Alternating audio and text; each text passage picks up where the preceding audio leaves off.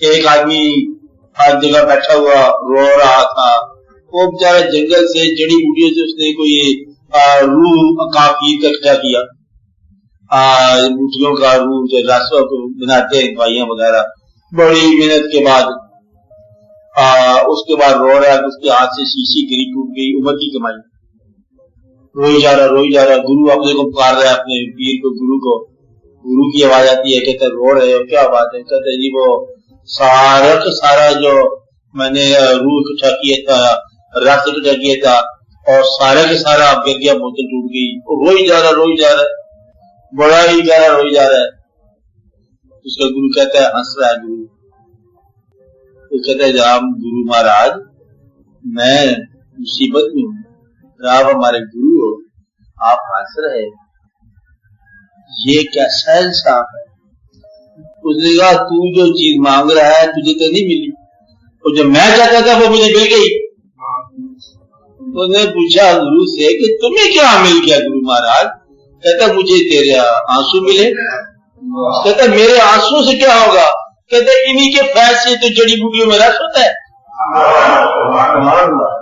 تو رس جو ہے وہ لینا اور ہے، رس دینا اور ہے، اور یہ وہ چیز ہے جو تجھے قریب کر دیتی ہے، اور اسی کے دم سے سارا نظام قائم ہے۔ اس لیے یہ بڑا ہی حساب رکھنا چاہیے کہ تیرے آنسو جو ہیں وہ بڑے ہی قریب ہیں، اللہ تعالیٰ بدلے میں وہ فضل فرمائے۔ ایک مقام ہے، اس کے اور بھی لوگوں نے بڑی بڑی وضاحتیں کی ہے، شعر اس کا ولی کا، شاید ولی جنت کی قیمت ایک آنسو ہے خدا جانے، مگر اس آنکھ سے نکلے جو پناہ ہے تیرے دل میں۔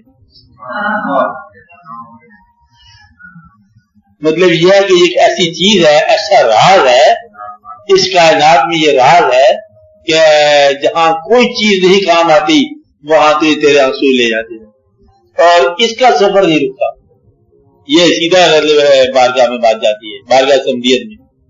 تو اس لیے اپنے اجازہ لینا چاہیے کہ کہیں آپ کے آنسو خشک تو نہیں ہو گئے، اور ان کو زندہ رکھا کرو، اور بس آپ اللہ کے قریب ہوتے ہو۔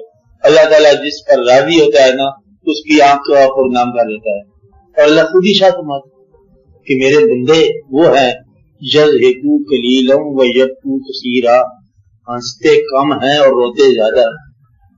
وہ رونا ابتلاء ہی ہے، روتے زیادہ ہے کہ مطلب یہ ہے کہ میرے بندے ہیں وہ، تو اللہ کے بندے جو ہے نا وہ روتے ہی چل جاتے ہیں، مل کے رونا تو رو کے ملنا تو چلتے ہی چلے جانا۔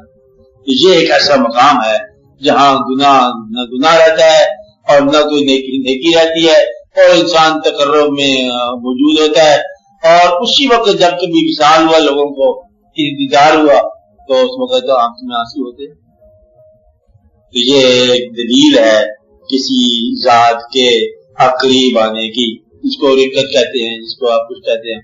تنہائیوں میں بیٹھا کرو، غور کیا کرو، پکارا کرو، اس لیے وہ گناہ نہیں رہتا جس پہ توبہ کر دی جائے، اور توبہ کے بعد اس کو اقرار نہ کیے جائے، بس مہربانی ہوگی، مہربانی کرنے والا ہے وہ، مہربانی کرتے رہتا ہے۔ ایک اور آپ کو آنسو کی بات بتاؤں کہ ایک درویش کے پاس اس کا مرید ہے، درویش بزرگ کی عمر 120 سال تھی، اور بزرگ بہت بزرگ باشرہ، اور جو ان کا مرید ان کے پاس آیا رو رہا تھا، کہتے سرکار کتنے سالوں سے میں ایک التجا کر رہا ہوں اور میری آپ نے کسی نے نہیں سنی، ہر سال میں اپلائی کرتا ہوں، ہر سال میرا نمبر نہیں آتا ہے حج کے لیے، تو میں کہیں نامقبول تو نہیں ہوا، نامنظور تو نہیں ہو گیا، اور روئی جائے چکی جائے چلائی۔ پیر صاحب سنتے رہے، بزرگ تھے، اس کے کہا پیر صاحب نے کہا جیسا ان کا طریقہ تھا، رواج مسنون، کہ سب لوگ دعا کرو بھائی اس کے لیے کہ یا اللہ اس پر رحم فرما، یا اللہ اس کو حج کی موقع نہ دینا، دعا ہو رہی ہے۔ وہ بندہ سٹ آیا، چیخا چلایا، وجود پھٹ گیا، کپڑے پھٹ گئے، تو کہ آپ نے یہ کیا غضب کیا، تو نے یہ کیا غضب کیا؟ عیسیٰ کہنے کی بات یہ ہے، یہ جو تو رو رہا ہے نا، پھر ایک بات یہ کہتے ہو میں نے 14 حج کیے، تو 14 حج کا ثواب لے لے تو یہ آنسو مجھے دے دے. جو تیرے آنسو میں جو شوق ہے یہ حج پر حاوی ہے، یعنی کہ یہ حج اس کے سامنے کہاں ٹھہرتا ہے. اور یہ بڑا مقام ہے. شدت جذبات جو ہے یہ تو حج سے جا نہیں چاہتا. جن لوگوں کو یہ عطا ہو جائے وہاں کہاں مطلب حاجی کا مقام، حاجی کے قدم وہاں کیا رہتے ہیں. حاجی تو ایک اب کیا وادی سے گزر جاتا ہے، اور جو فقیر گزرتا ہے وہ باقاعدہ ہے ہما حال خلقت کو جیندی گول ہے، ہر دم فرید دے گول ہے. جس کی وہ تلاش کر رہے ہیں وہ اس کے ساتھ ہے. وہ ساتھ کیسے ہوتا ہے کہ اس کی آنکھ جو ہے نا وہ آنسو والی رہتی ہے. جب تک تیری آنکھ میں آنسو ہے سمجھو کہ اس کا آنا جانا ہے، اور وہ پہرا لگاتا ہے. اس لیے اپنی آنکھ کو زندہ رکھو. اس لیے یہ ایک ایسی چیز ہے گناہ کا ذکر جو ہے نا اور کوئی ذکر نہیں ہے، رحمت کے سامنے گناہ کا ذکر نہیں ہے. اور گناہ پر تکرار کرنا جو ہے نا یہ بدبختی ہے. گناہ سنا تو کوئی نہیں ہے. گناہ ایک ہی کام کرتا ہے، دعا سے دور، میں نے پہلے بتایا دعا سے دور لے جاتا ہے. اگر دعا پر اعتماد قائم ہو جائے تو وہ آپ کو رحمت ہے اور اللہ تعالیٰ کا فضل ہے. اس لیے آپ اپنے آپ کو گناہوں کے حوالے سے نہ دیکھا کرو، رحمت کے حوالے سے یہ کرو.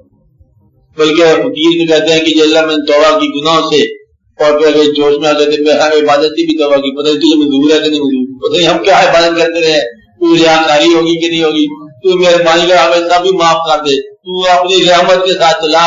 عبادت پر کام نہیں آئی، اس لیے وہاں پر وہ عبادت نہیں جاتی ہے، وہاں پر وہ فضل لے کے جاتا ہے. اور دل والوں کی دنیا وہ جو آباد رہتی ہے، اور دل سلامت ہے تو اللہ کی یاد ہے. یہی خانہ کعبہ ہے، اس میں سے خواہشات کے بت نکال دو، حرم آباد ہو.